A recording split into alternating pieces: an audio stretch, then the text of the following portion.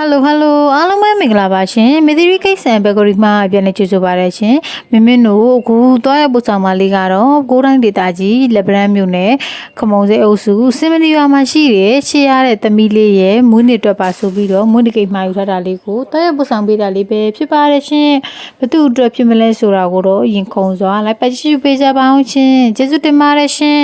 Hello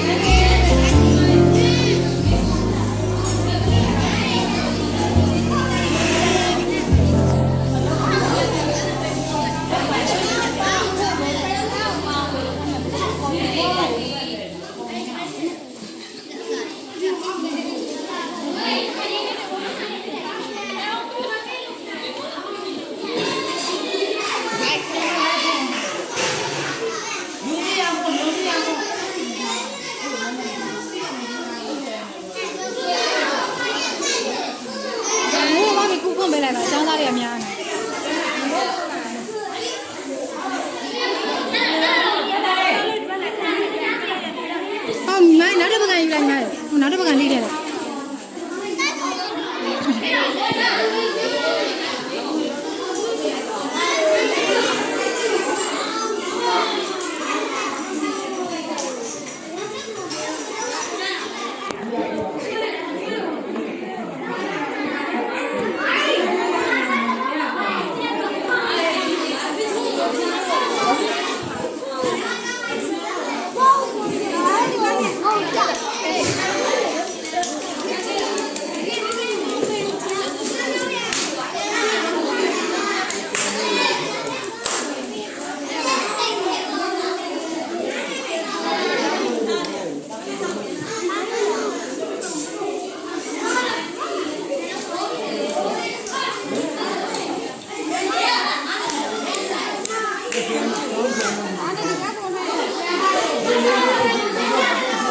ပြီးသွားနေခပကလေးတွေ